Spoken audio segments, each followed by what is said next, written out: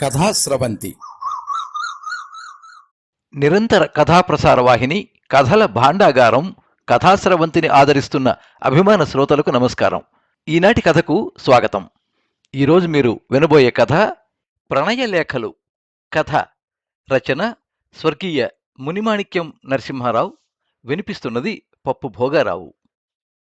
తెలుగులో హాస్య కథలు సృష్టించిన తొలితరం కథకుల్లో మునిమాణిక్యం నరసింహారావు గారు ఒకరు. వీరి కథలతో తెలుగులో హాస్యరసం కొత్త పుంతలు తొక్కింది. తన కథల్లో చక్కని హాస్యంతో పాటు భార్యాభర్తల అనుబంధంలోని మధురిమను మనోహరంగా అందించిన రచయిత మునిమాణిక్యం నరసింహారావు గారు. వారు కొన్ని నవలలు, నాటికలు, వ్యాసాలు రాసిన కథలు, ముఖ్యంగా కాంతం కథలుగా చెప్పుకునే వారి హాస్య కథలే తెలుగునాట ఎంతో ప్రసిద్ధి పొందాయి.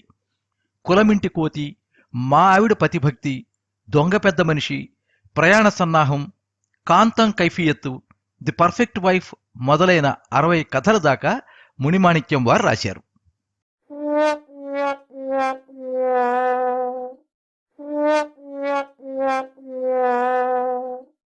మళ్ళీ అదే మోస్తరు ఉత్తరం రావడంతోనే నా ముఖం కళావిహీనం అయిపోయింది. ఏదో గొప్ప నేరం చేసిన వాడిలాగా ఆందోళన పొంది ఆ ఉత్తరాన్ని పుస్తకాలు వెనక్కు తోసేస్తూ ఉంటే ఎక్కడి నుంచి వచ్చిందో ఆ సమయానికి రానే వచ్చింది కాంతం. నేను తెల్లముఖం వేయటం చూసి ఏమిటి చేస్తున్నారు అన్నది. ఏం లేదు అన్నాను.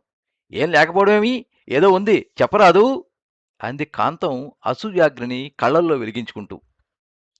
మొన్న వచ్చిందే ఆ మోస్తరుత్తరమే వచ్చింది అన్నాను. ఇంకే ఉత్తరాలు రాసుకోండి అని అసూయతో దగ్ధం అవుతున్న హృదయంతో వెళ్ళిపోయింది. అసలు విషయం ఏమిటంటే నా మీద ఆవిడకు ఏదో లోపలుంది. ఈ అనుమానానికి కారణం ఏమిటంటే ఒక రోజున నేను పని మీద పొరుగురు వెళ్ళడం తటస్థించింది.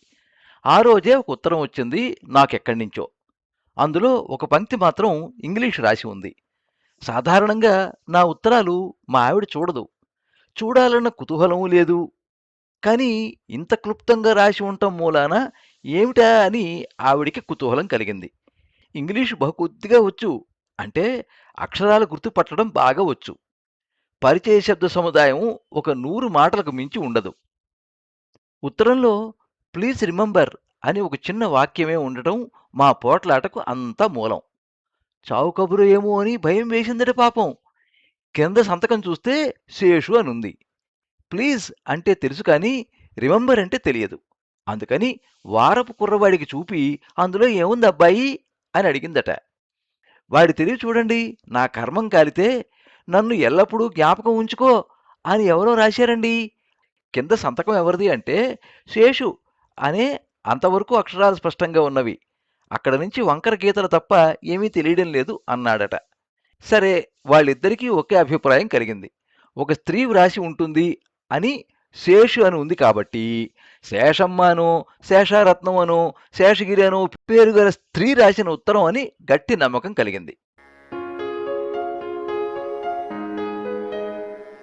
చలిదినాలు కావటం చేత ఆ రోజు పెందలాడే భోజనం చేసి మంచాల మీద చేరాం. కాంతం కథ సాగించింది. అయిందా అండి, అప్పుడు ఆ ముండ ఎవరా అని ఆలోచనలు పోయినవి. ముండేమిటి?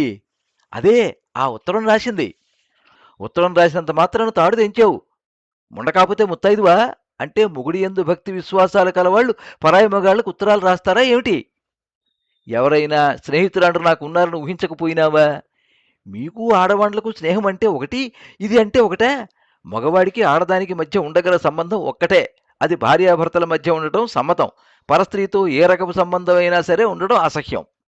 సరే సరే, నిన్ను నమ్మించడం నా తరం కాదు కదా, నన్ను పుట్టించిన వాడికైనా చేత కాదు. అది అట్లా ఉంచి ఏమి జరిగింది చెప్పు. ఏముంది, మీరెవరితోనూ స్నేహం చేశారు అని స్పష్టమైంది అని చిరునవ్వు నవ్వి కాంతం చిక్కిపోయిన చెక్కిళ్ళని చూసి, నాకు నా పిల్లలకు సేవ చేయటంలో కదా ఈమె చెక్కిళ్ళు చిక్కి హస్తములు కఠినమైనవి అని అనుకుంటున్నాను. మళ్ళీ మీ ముఖం చూడాలని నేను అనుకోలేదు. ఇల్లు తగలబెడదాం అనిపించింది. మా వెధవ ఆడబిడ్డ మాచెమ్మ నాకంటే సుఖపడుతోంది అనుకున్నాను. మీ పుస్తకాలన్నీ, ఈ మాత్రం జ్ఞానం మీకు ఇయ్యలేని పుస్తకాలన్నిటినీ ఒక్క మాట నిప్పు అంటిద్దాం అనుకున్నాను. కానీ ఆ క్షణంలో పెద్దపిల్ల బడి నుంచి వచ్చి అన్నం పెట్టమనటం, చంటిది కెవ్వుని కేకేసి ఒక్క పెట్టుని ఆడవటం నా నిశ్చయాన్ని కార్యరూపం చెందకుండా ఆటంకపరిచినవి. పిల్ల ఏడవకపోతే ఈ పాటికి నీకు మాచమ్మ రూపు వచ్చేదన్నమాట. ఊరుకోండి అమంగళ వాచకాలన్నీ. నీవన్న మాటే కదా! ఊరుకోమంటే ఇక పోనీయండి. సరే, పిల్లకు పాలిచ్చి పెద్దదానికి అన్నం పెట్టేసరికి 3 అయింది. పొంగు చల్లారిన జ్వాల మండుతూనే ఉంది. కడుపులో మంట పుట్టింది. ఒళ్ళు తేలిపోవడం మొదలుపెట్టింది. తలకాయ బద్దలు కొట్టుకుంటే బాగుండనిపించింది. కానీ పిల్లల కోసం ఏమీ చేయలేక అవలనై ఊరుకున్నాను. మంచిది, మంచిది అని నేను దర్జాగా అన్నాను. నా వంక కోరచూపులు చూచి, దీని విషయమై నిజం ఏమిటో చెబుతారా? నన్ను ఎందులోనన్నా పడి చావమంటారా? అన్నది. చివరకు బాకులతో పొడిచినట్లు చూస్తూ. ఆఖరి మాట వినేసరికి నా గుండె జల్లుమన్నది. ఆవిడ అంత పని చేస్తుంది. మహా మొండి, సాహసి. ఏం చేసేది? నిజమేమిటో నాకే తెలియదాయే. ఆ ఉత్తరం రాసినదెవరో నాకు తెలియలేదు. పేరు మాత్రం ఏదో అట్లాగే ఉంది. ఎస్ చుక్క చుక్క హెచ్చి అని 2 అక్షరాలు. తరువాత వంకర గీతలు కనబడుతున్నవి. అయితే ఎవరు రాశారో ఈ ఉత్తరం నాకు తెలియదు. స్త్రీ మాత్రం కాదు. ఏమో ఏమిటో మాయగానే ఉంది.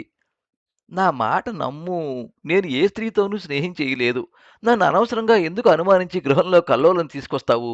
నిజం నిలకడమే తెలుస్తుంది అని దీనంగా వేడుకుంటున్న గొంతుతో మనవి చేసుకుని గడ్డం పట్టుకుని భోజనం చెయ్యమని బ్రతిమిలాడినాను. వెళ్ళి 2 మెతుకులు కురికింది కానీ ఆ రాత్రి తెల్లవార్లు కాంతం మంచం మీద మసులుతూనే ఉంది. దగ్గరికి వెళితే కరుస్తుందని భయమేసింది. శాలువ ముసుగు బిగించుకుని నిద్రపోయినాను. 2 రోజుల దాకా ఇంట్లో ఎవరి సంగతి వాళ్ళదే. ఒకళ్ళ సంగతి ఒకళ్ళకి పట్టదు. విస్తట్లో అన్నం పెడితే తినటం, నా దారి నేను వెళ్ళిపోవటం. ఆవిడ నాతో మాట్లాడలేదు. నేను ఆవిడను పలకరించను లేదు. ఏ అఘాయిత్యం లేకుండా కాలం ఇట్లా గడిస్తే అంతే చాలునని నా గోల. ఆవిడ కోపం కాలం గడిస్తే చల్లారుతుందని నా నమ్మకం. ఇది జరిగిన వారం రోజులకల్లా మళ్ళీ ఇంకో ఉత్తరం వచ్చింది. అందులో రెండో మాట చెబుతున్నాను, జ్ఞాపకం తెచ్చుకోండి అని ఉంది. మళ్ళీ అదే సంతకం. అయ్య బాబో!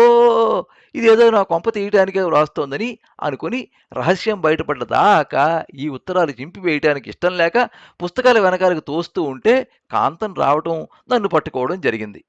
అది సంగతి. ఈసారి రెండో ఉత్తరం సంగతి కూడా ఆవిడికి తెలిసింది. సమయానికి రావటం చేత ఉన్న సంగతి చెప్పక తప్పింది కాదు. కానీ మళ్ళీ మొదటికొస్తుందేమో అనుకున్నాను. కానీ ఆట్టే ప్రమాదం కనపడలేదు.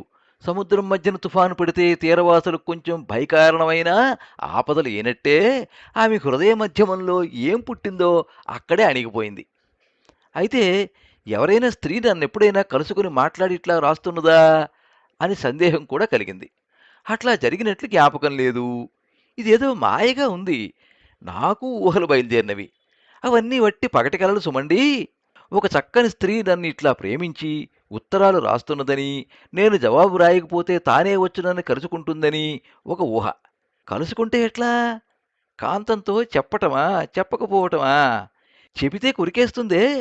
చెప్పకుండానే రహస్యంగానే జీవించటం.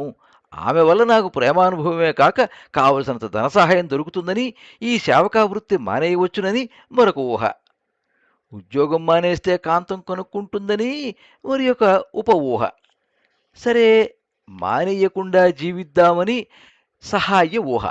అక్కడి నుంచి కళ్ళ ముందు ఒక సినిమా ఫిల్ము.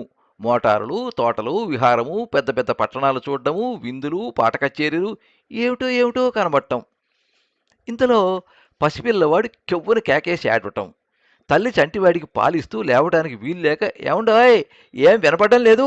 వాడు అట్లా ఏడుస్తుంటే ఊరికే చూస్తూ ఉంటారే, లేచి ఎత్తుకోండి అనటం. విధి లేక ఎత్తుకోవటం ఇదొకసారి. తివాసీపై కూర్చుని బాలీసుపై చేర్లబడి మళ్ళీ ఏమిటా ఆ ఉత్తరం అని ఇంకోసారి ఆలోచనలోకి దిగటం. అయితే నన్ను ఏ స్త్రీ అయినా ఎందుకు ప్రేమించి ఉత్తరం రాస్తుందా? నేనేమీ చక్కని వాడిని కానే అని సందేహం కలగటం. అప్పుడు ఊహా ప్రపంచంలో నుంచి ఒక గంధర్వుడు, నీవు నల్లగా ఉన్నా ముక్కు ముఖం బాగా ఉంటాయి. ముఖంలో ఉండే వంపులు, రేఖలు అందంగా ఉంటవి. నిజమైన అందం రంగులో లేదు అని నచ్చచెప్పటం. ఆఫళంగా ఒక విద్యావతి నన్ను, నా తెలివిని, నా కథారచనా నైపుణ్యాన్ని గ్రహించి మెచ్చుకుని నాతో స్నేహం కోరిందని అనుకోవటం. అక్కడి నుంచి ఊ ఊహలు పూర్వం మోస్తరుగానే సుకుమారితో స్నేహం. అయితే ప్రతి మారు ఆమె ధనవంతురాలు కావటం మాత్రం తప్పదు. నా దరిద్రం అంతా మాయం కావటం, కుచేలునికి ఐశ్వర్యం వచ్చినట్లు, అల్లావుద్దీన్‌కి కావలసిందల్లా ఇచ్చే దీపపు సమ్మె దొరికినట్లు, నాకు ఆ మనిషి ప్రేశనాల కాబోలు దొరకటం, అక్కడి నుంచి పూర్వం మోస్తరే ఊహలు రావటం, పిల్లలకు సొమ్ములు చేయించినట్లు, కాంతానికి ఒంటి నిండా నగలు కొన్నట్లు ఊహలు. ఇక అంతుందా ఆ ఊహలకు? ఇంతలో పసివాడు గిన్నెలో తలకాయ పెట్టి అది అందులో ఇరుక్కుని పోవటం మూలాన ఏడుస్తూ ఉండటం, చంటిది ఒంటి నిండా పూసుకుని మంచంలో పొర్లుతూ ఉండటం, తల్లి పొత్తుగుడ్డలు దొడ్లో ఉతుకుతూ ఉండటం, ఈ హార్డ్ రియాలిటీ చూసేసరికి నా గుండెల్లో అదేదో ఒక మాదిరిగా ఉండడం, ఇది ఇంకో అనుభవం. నా ఊహకు సంబంధించిన కోరికలు ఇట్లా ఉన్నవి. ఇక ఇంట్లో సంగతి. సంతోషం కాని, నవ్వులాటలు గాని లేవు. జీవితం ఒక బండ మోయటం అనిపించింది. ఇంట్లో ఇల్లాలు ముక్కు ముడుచుకుంటే మగవాడికి ఎంత బరువో నాకు బోధపడ్డది. ఎట్లా ఈ సుడిగుండంలో నుంచి బయటపడాలో నాకు బోధపడలేదు. ఏ పాపము ఎరుగని నాకు ఈ కర్మమేమిటి? ఇంటికి రావడం మానేద్దామా? లేకపోతే ఆత్మహత్య చేసుకుందామా? అని ఆలోచనలు బయలుదేరినవి. భార్యాభర్తలమిద్దరం ఇట్లా ఉన్నాము. ఏమి చెయ్యాల్సింది తోచలేదు. ఇంకో వారం గడిచింది. నేను బజారెళ్ళి పిల్లలకేదో తినే వస్తువులు కొనుక్కుని ఇంటికొచ్చాను. మా అబ్బాయి నన్ను వీధిలోనే పరిగెత్తుకుంటూ వచ్చి కలుసుకున్నాడు. పెద్దది అరుగు మీద నుంచుని చూస్తున్నది. రెండోది నాన్న నాన్న అని గంతులేస్తున్నది. ఎడబిడ్డ తల్లి చంకలో నుండి దూకుతున్నాడు. గడప ఎక్కడంతోనే పసివాణ్ణి అందించింది. సంతోషంతో ఎత్తుకుని ఉయ్యాలలో కెవ్వున కేకపెట్టి ఏడుస్తున్న దాన్ని ముద్దెట్టుకుని తెచ్చిన వస్తువులు పిల్లలకిచ్చి ఉయ్యాలలో దాన్ని ఎత్తుకున్నాను. ఇంతలో తల్లి వచ్చి పసివాడిని తీసుకుని పాలిస్తూ నా ఎదుట కూర్చుని శేషాచార్యులెవరండి అన్నది నవ్వుతూ. ఏ శేషాచార్యులు? ఎవరో శేషాచార్యులు తెరాలిట అంది ఆవిడ విరగబడి నవ్వుతూ. ఆయన నా స్నేహితుడే. ఆయన ఏమైనా వచ్చి ఏదైనా చెప్పాడా ఏమిటి అని భయం వేసింది. కానీ నవ్వుతోంది కాబట్టి ధైర్యం తెచ్చుకుని నా స్నేహితుడు ఒక ఆయన తెనాలిలో ఉన్నాడు. ఆయన మీద మీరు కేసు పెట్టాలే. ఎందుకు? ఆయన ఏం చేశాడు? ఏం చేశాడా? ఇంతకంటే ఏం చెయ్యాలే? ఏం చేశాడో తెలియందే. మనిద్దరకు పోట్లాట పెట్టి 15 రోజులు సౌఖ్యంగా కాలం గడిపే కుటుంబంలో రగడ తెచ్చిపెట్టాడు. ఆయన మంచివాడు పాపం. ఏం చేశాడు? ఆయన ఎప్పుడు ఈ ఊరు రాందే. ఏమిటి నవ్వు? ఈ ధోరణేమిటి? ఆయన చేసిన గోలే ఇది. చూడండి, ఇదిగో ఈ ఉత్తరం అని నా ముందు పారవైచింది. అందులో మీకు 2 మార్లు జ్ఞాపకం తెచ్చుకుని రాసినా ఏ జవాబు ఇవ్వకపోవటం మూలాన మీ బావమరిది వద్ద నుండి అడిగి పుచ్చుకున్నాను. మీరు ఇయ్యాల్సిన 5 రూపాయలు అని ఉంది. నాకు నవ్వు రాలేస్తుమండి. అయితే ఈ దస్కత్తు పూర్వం మోస్తరుగానే ఉంది. నీకెట్లా తెలిసింది శేషాచారి గారని? అమ్మా, మామయ్య రాసిన ఉత్తరమేదే అని అమ్మాయిని పిలిచింది. అది తన పెట్టెలో నుంచి ఒక కార్డు తెచ్చి ఇచ్చింది. అది వాళ్ళ అక్కయ్యకు రాసిన ఉత్తరం. అందులో వాడు బావకు డబ్బుని జాగ్రత్తగా వాడుకుని అప్పులు చెయ్యవద్దని చెప్పు. శేషాచారి గారికి 5 రూపాయలు ఇయ్యాలట. ఆయన వచ్చి మీ బావ పంపలేదు. నీవు ఇయ్యమని నన్ను అడిగి తీసుకెళ్ళాడు. ఇటువంటి విషయం ఇది మొదటిసారి కాదు. ఆయన అందరి దగ్గర అప్పులు చేయడం, వాళ్ళొచ్చి నా గొంతు మీద కూర్చోవటం, ఇటువంటి విషయం ఇది మొదటిసారి కాదు. ఆయన అందరి దగ్గర అప్పులు చేయటం, వాళ్ళొచ్చి నా గొంతు మీద కూర్చోవటం అని రాసి ఉంది. నవ్వక తప్పింది కాదు నాకు. కానీ నిక్షేపం లాంటి కాపురంలో తగువు పుట్టడానికి కారణం ఆయన వివరంగా విషయం రాయకపోవడమే కదా. ఆ దస్కతు చేయడంలో ఆ అజాగ్రత్త ఏమిటి? ఆ దస్తూరి ఏమిటి? ఆ క్లుప్తంగా రాయటం ఏమిటి? దానివల్ల ఎంత గోలైంది? దీనివలన అసౌఖ్యానికి నష్టపరిహారార్థంగా ఆయన మీద 15,000కు దావా వేయదలుచుకున్నాను. అమెరికా మొదలైన దేశాలలో ఇటువంటి దావాలు వేస్తారట. తప్పక దావా గెలిచి ఆయన వద్ద నుంచి 15,000 రాబట్టతాను. కానీ ముందు కోర్టు ఫీజుకు వాటికి 200 రూపాయలైనా కావాలట. కాబట్టి ఈ కథ చదివి సంతోషించిన ప్రతి వ్యక్తి నాకు ఒక్కొక్క రూపాయి పంపండి. ఆడవాళ్ళైతే అర్ధ రూపాయి, పిల్లలైతే పావలా.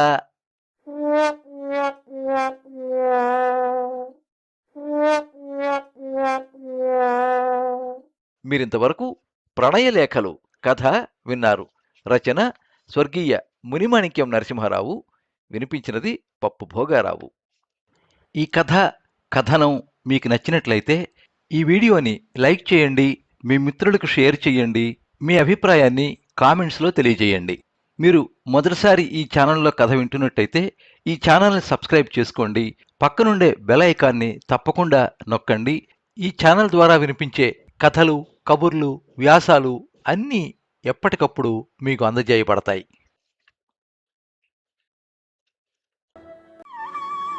సర్వే జనాః సుఖినో భవంతు. కథా స్రవంతి